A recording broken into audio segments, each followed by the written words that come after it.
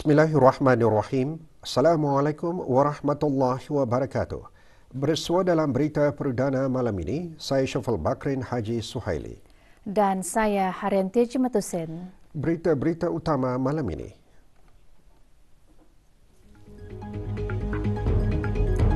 Perdana Menteri Republik Sosialis Vietnam dan isteri tiba di negara ini bagi lawatan rasmi.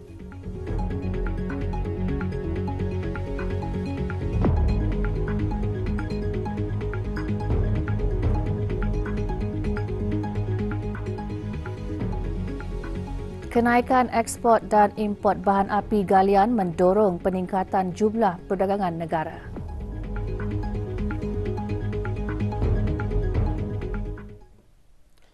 Duluan Teraman Mulia Paduka Seri Pengeran Muda Mahkota Pengeran Muda Haji Al-Muhtari Billah, Ibni ke bawah Duluan Maha Mulia Paduka Seri Baginda Sultan Haji Hassan Al-Bolkiah Muizzuddin Wad Daulah, Menteri Kanan di Jabatan Perdana Menteri, selaku wakil pribadi ke bawah Duluan Maha Mulia Paduka Seri Baginda Sultan dan Yang di-Pertuan Negara Brunei Darussalam dan Yang Teraman Mulia Paduka Seri Pengeran Anak Isteri Pengeran Anak Sara binti Pengeran Haji Saleh Rahman petang tadi berkenan berangkat ke lapangan terbang antarabangsa Brunei bagi mengalulukan ketibaan Tuan Yang Terutama Pham Minh Chinh, Perdana Menteri Republik Sosialis Vietnam dan isteri Puan Ly Thi Bech Tran serta rombongan yang mengadakan lawatan rasmi selama 2 hari ke negara Brunei Darussalam. Juga hadir bagi mengalu-alukan ketibaan Tuan Yang Terutama Perdana Menteri Republik Sosialis Vietnam dan isteri ialah Yang Berhormat Datuk Seri Setia Awang Haji Muhammad Juanda bin Haji Abdul Rashid, Menteri Pembangunan selaku Menteri Pengiring dan isteri. Juga berada di lapangan terbang antarabangsa Brunei ialah Yang Berhormat Datuk Seri Setia Awang Haji Irwan bin Pihin Datuk Pekerma Jaya Haji Muhammad Yusof, Menteri Hal Ehwal Luar Negeri kedua dan isteri, Yang Berhormat Datuk Seri Setia Dr. Haji Abdul Manaf bin Haji Matusin, Menteri Sumber-Sumber Utama dan Pelancongan dan isteri, Brigadier Jeneral Bersara Datuk Seri Pahlawan Awang Haji Abdul Razak bin Haji Abdul Kadir, Timbalan Menteri Pertahanan, Pengeran Datuk Seri Paduka Haji Muhammad Tashim bin Pengeran Haji Hassan, Timbalan Menteri Hal Ehwal Agama dan isteri, Puan Yang Terutama Datin Paduka Malay Hajah Halimah binti Malay Haji Yusof, Duta Besar Istimewa dan Mutlak Negara Brunei Darussalam ke Republik Sosialis Vietnam dan Tuan Yang Terutama Tran Van Hoa, Duta Besar Istimewa dan Mutlak Republik Sosialis Vietnam ke negara Brunei Darussalam dan isteri.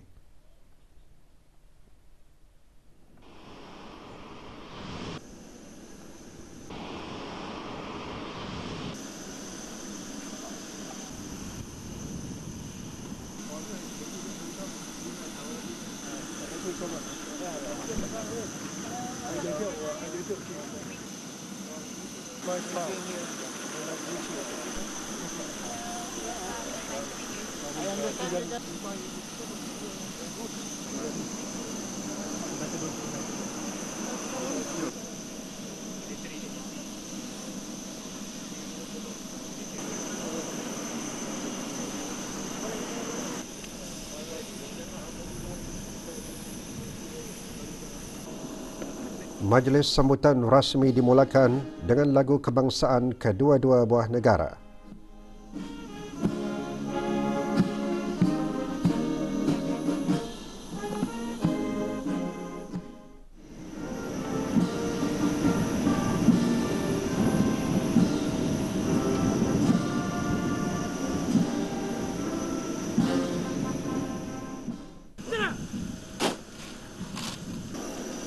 Selamat petang, Tuan Yang Terutama. Tuan Yang Terutama kemudian memeriksa barisan kawalan kehormatan yang terdiri daripada anggota Angkatan Bersenjata Diraja Brunei.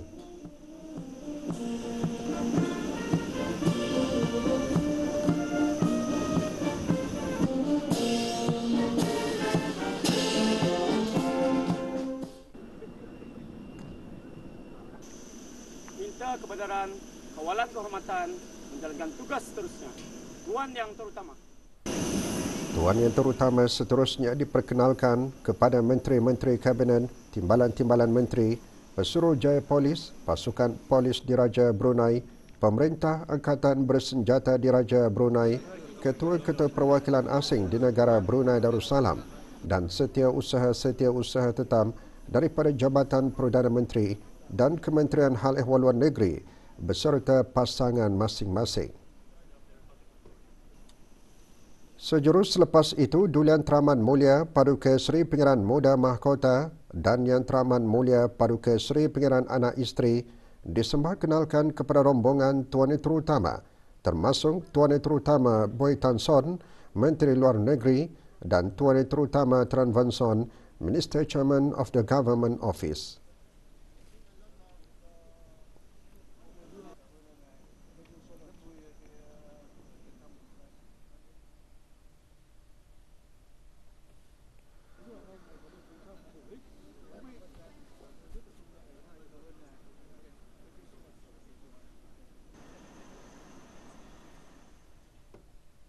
Semasa lawatan rasmi ini, Tuan Terutama dan isteri serta rombongan dijangka menghadam ke hadapan majlis ke bawah Dulian Maha Mulia Paduka Seri Baginda Sultan dan Yang di-Pertuan Negara Brunei Darussalam dan ke bawah Dulian Maha Mulia Paduka Seri Baginda Raja Isteri di Istana Nurul Iman esok.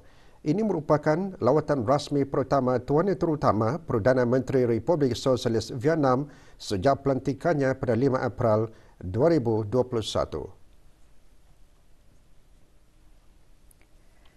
Kementerian Pendidikan amat menitik beratkan pembelajaran asas dengan memberi keutamaan kepada pendidikan awal kanak-kanak melalui usaha-usaha penyediaan rangka kerja kualiti kebangsaan, dasar kualiti kebangsaan serta rangka kerja kualiti kurikulum kebangsaan, khususnya dalam pembinaan kapasiti guru dan bengkel pembangunan profesional di peringkat awal kanak-kanak. Perkara tersebut ditekankan oleh Menteri Pendidikan semasa menghadiri persidangan Majlis Menteri-Menteri Pendidikan Asia Tenggara SIMEO kali ke-52 dan Dialog Strategi Menteri-Menteri Pendidikan SDEM ke-6 yang diadakan pada 8 dan 9 Februari 2023 di Manila, Republik Filipina. Yang berhormat Datin Seri Setia Dr. Deng Haji Romaiza binti Haji Muhammad Saleh selaku moderator meja bulat pertama juga berpeluang mengongsikan usaha yang telah dilaksanakan oleh negara Brunei Darussalam ke arah mengutamakan pendidikan asas dan pembelajaran sepanjang hayat. Antaranya perangkaan pelan transformasi digital yang bertujuan untuk mengubah sektor pendidikan melalui pengemaskinian proses dan penggunaan teknologi untuk meningkatkan pendidikan. Persidangan dianjurkan oleh Jabatan Pendidikan Filipina selaku pengerusi Majlis Persidangan Bersama Urus Setia SIMEO. SDEM ke-6 tahun ini membawa tema mengutamakan pendidikan asas dan pembelajaran sepanjang hayat, pelaburan dalam literasi, numerasi dan pendidikan STEM di era digital.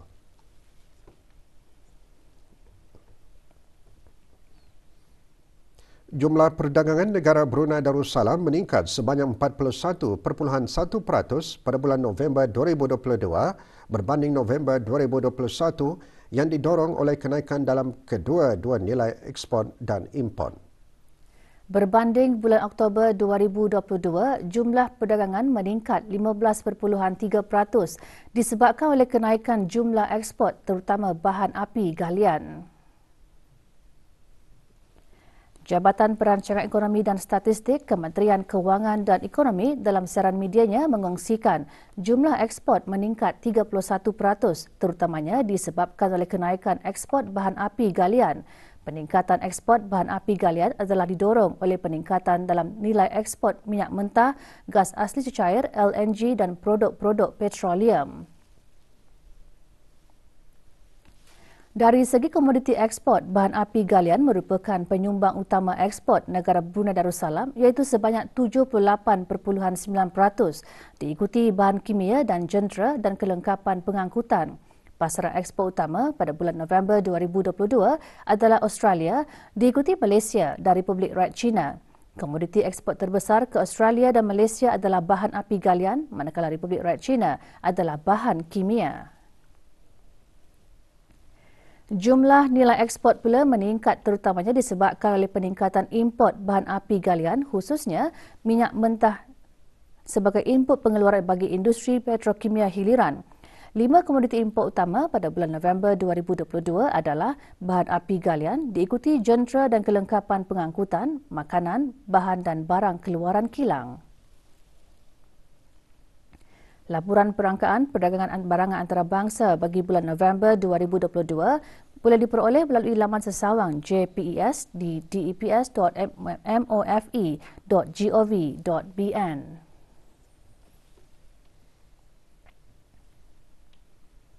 Kedutaan Amerika Syarikat di negara Brunei Darussalam menganjurkan majlis resepsi makan tengah hari bagi para alumni program pertukaran kerajaan Amerika Syarikat. Majlis juga menandakan ulang tahun ke-10 program pertukaran inisiatif pemimpin-pemimpin belia Asia Tenggara YSEALI. Majlis berlangsung pagi tadi di Kampung Tungku. Hadir Puan Terutama Karen McClellan, Duta Besar Istimewa dan Mutlak Amerika Syarikat ke negara Brunei Darussalam. Majlis menghimpunkan kira-kira 25 peserta tempatan yang pernah menyertai pelbagai program pertukaran yang dibiayai Kerajaan Amerika Syarikat pada suku akhir tahun 2022, antaranya YSEALI, Program Pelajar Asing Fulbright, Program Sarjana Pelawat Fulbright Amerika Syarikat ASEAN dan Program Kepimpinan Pelawat Antarabangsa IVLP. Ditubuhkan pada tahun 2013, YSEALI merupakan program pertukaran belia Amerika Syarikat yang menumpukan negara-negara Asia Tenggara selain sebagai rakan kongsi sosio kebudayaan ASEAN. With these programs, we develop personal development for students so that they can drive and become more whole-rounded and well-rounded in their education. I believe that the academic fellowship has made me more optimistic and even more motivated to contribute to Brunei. Using that experience in the YSEALI Seeds for the Future grant, I feel that I am able to do more for the community. So my portfolio more into the economy and also import and export in Brunei, and it helped me to know more about economic. Kira-kira 3,000 peserta bakal menyertai persembahan sambutan ulang tahun Hari Kebangsaan ke-39. Bahan berita mengenainya selepas ini.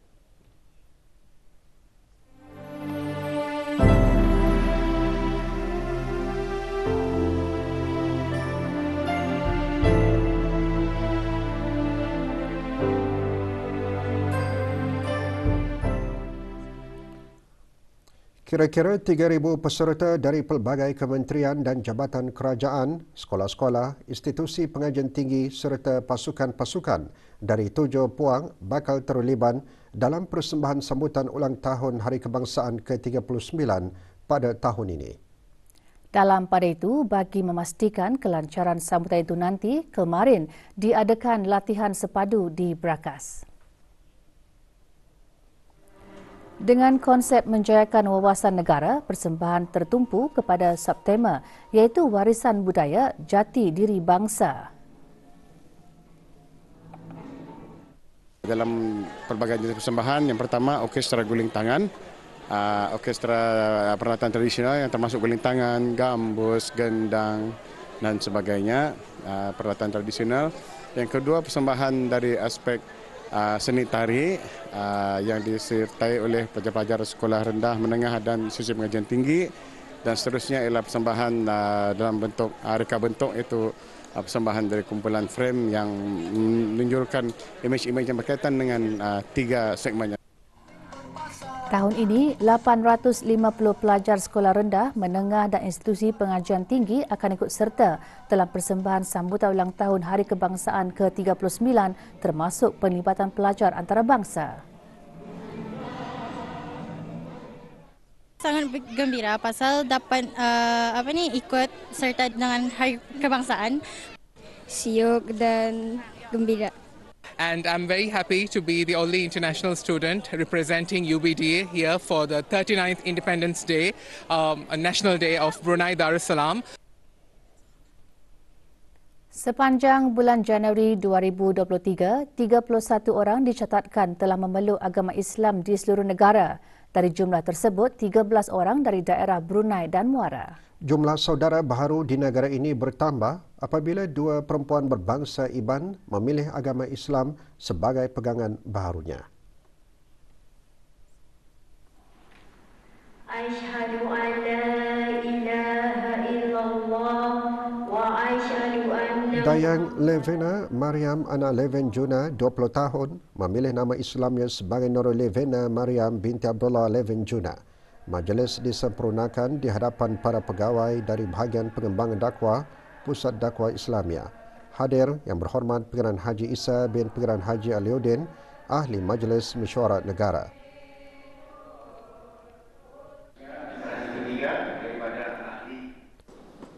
Sementara pagi tadi, satu majlis pengislaman berlangsung di Pusat Dakwah Islamia. Dayang Liwani Ana Jalidi berumur 19 tahun memilih nama Islamnya sebagai Nur Liwani binti Jalidi.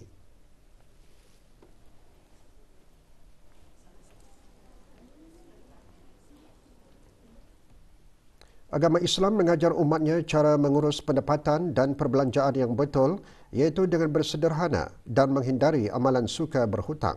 Akan tetapi tidak dinafikan, terdapat juga segelintir orang yang berhutang dan tidak dapat membayar hutangnya disebabkan sumber kewangan yang kurang mencukupi.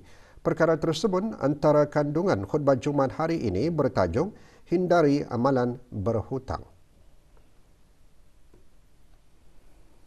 Walaupun agama kita tidak melarang umatnya berhutang, akan tetapi berhutang itu bukanlah suatu perkara yang digalakkan.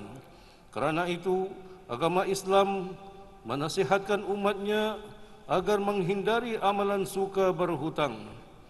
Oleh yang demikian, sekiranya kita terpaksa juga berhutang, maka kita hendaklah berniat dan berazam untuk membayar hutang tersebut. Bukan sewenang-wenangnya berhutang, akan tetapi apabila tiba masa untuk membayar pula, kita selalu bertangguh-tangguh dan ada kalanya langsung tidak mahu membayar sehingga menyebabkan perkelahian dan permusuhan. Perlu diingat, hutang adalah janji yang telah dimeterai.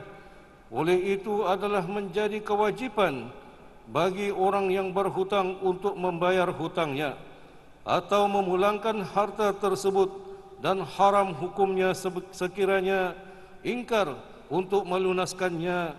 Selain itu, orang yang berhutang juga wajib memaklumkan kepada ahli warisnya agar hutangnya dibayar sekiranya beliau meninggal dunia dan belum sempat melunaskan hutangnya.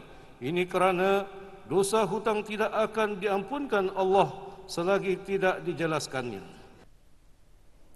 Status harian normal baharu COVID-19, tiada kes berada dalam kategori 4 dan 5. Kementerian Kesihatan memaklumkan 87 kes sembuh hari ini.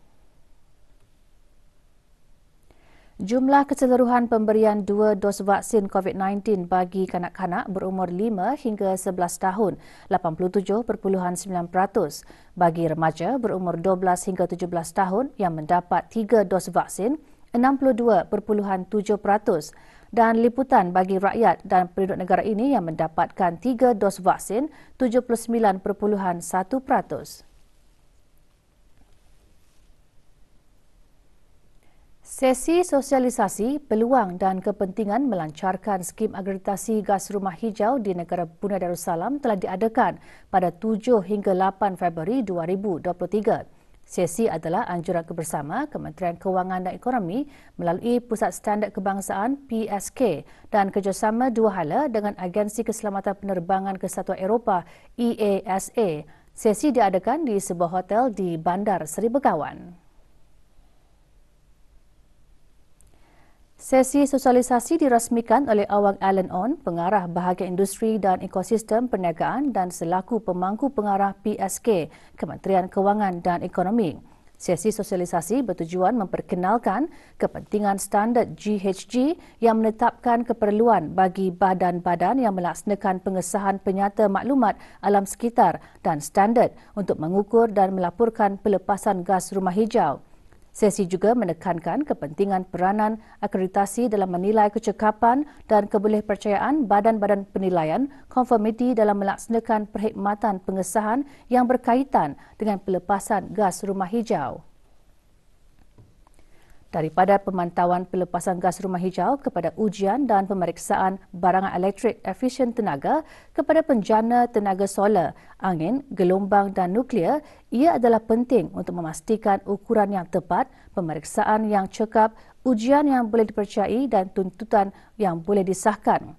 Akreditasi pula akan melaksanakan penilaian ke atas badan-badan penilaian konformiti tersebut dalam memberikan perkhidmatan pengujian, pengukuran, pemeriksaan, pengesahan produk dan sistem yang diiktiraf sebagai asas dalam mendukung dasar kerajaan dan inisiatif yang berkaitan dengan pelepasan gas karbon.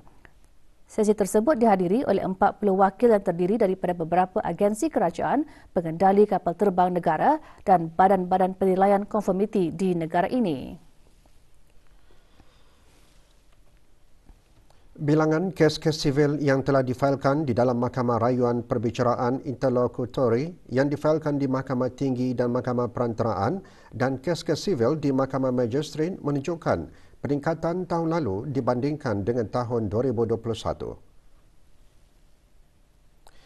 Berdasarkan statistik yang dicatatkan oleh Mahkamah Tinggi, 21 kes rayuan sivil dari Mahkamah Tinggi dihadapkan ke Mahkamah Rayuan sehingga tahun lalu, berbanding 6 kes pada tahun 2021. Manakala kes rayuan jenayah yang dihadapkan ke Mahkamah Rayuan sehingga tahun lalu menurun kepada 11 daripada 22 kes. Tahun lalu, 2 kes rayuan sivil difailkan dari Mahkamah Magistrat ke Mahkamah Tinggi berbanding 3 kes pada tahun 2021. Manakala 29 kes rayuan jenayah dicatat sehingga tahun lalu dari Mahkamah Magistrat ke Mahkamah Tinggi berbanding 25 kes pada tahun 2022. Kes sivil yang difailkan di Mahkamah Tinggi pula menurun dari 66 kes pada tahun 2021 kepada 62 kes sehingga tahun lalu dan 14 kes jenayah difailkan pada tahun lalu berbanding 10 kes pada tahun sebelumnya.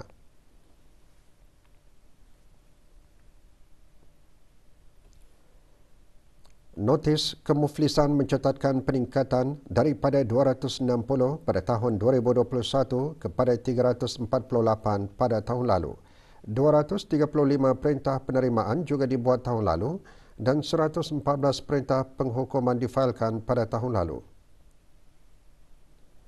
Sejumlah 3,542 kes dalam talian telah dijalankan antara bulan Ogos 2021 dan Oktober 2022, iaitu 1,028 di Mahkamah Tinggi, 734 di Mahkamah Perantaraan dan 1,780 di Mahkamah Magistrat.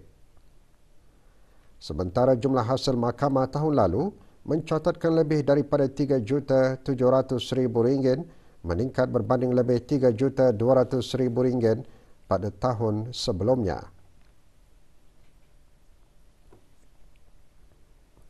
Tempoh bagi memproses permohonan kesiapan kemajuan adalah selama 7 hari tertakluk kepada dokumen-dokumen yang dihadapkan. Pihak ABCI dalam siaran akhbarnya menjelaskan ia adalah tanggungjawab pemilik, pengusaha dan penyewa unit atau premis bangunan untuk melantik orang yang berkelayakan yang berdaftar di Kementerian Pembangunan bagi memastikan dokumen-dokumen adalah betul dan lengkap dan keadaan bangunan selamat serta bersih untuk didiami. Terdahulu, premis restoran Razikin dibenarkan untuk beroperasi semula setelah menghadapkan permohonan bagi mendapatkan permit kesiapan kemajuan iaitu Occupation Permit pada 7 Februari 2023 dan permohonan tersebut diluluskan pada 8 Februari 2023. Syarikat berkenaan dikenakan notis mengosongkan unit premis pada 26 Januari lalu. Dalam pada itu, pihak ABCI menekankan ia menjadi satu kesalahan dan melanggar undang-undang jika didapati mana-mana unit atau premis bangunan didiami tanpa mendapatkan kebenaran sehingga permit kesiapan kemajuan diberikan. Sebarang maklumat lanjut, orang ramai boleh melayari laman sesawang di www.abci.gov.bn.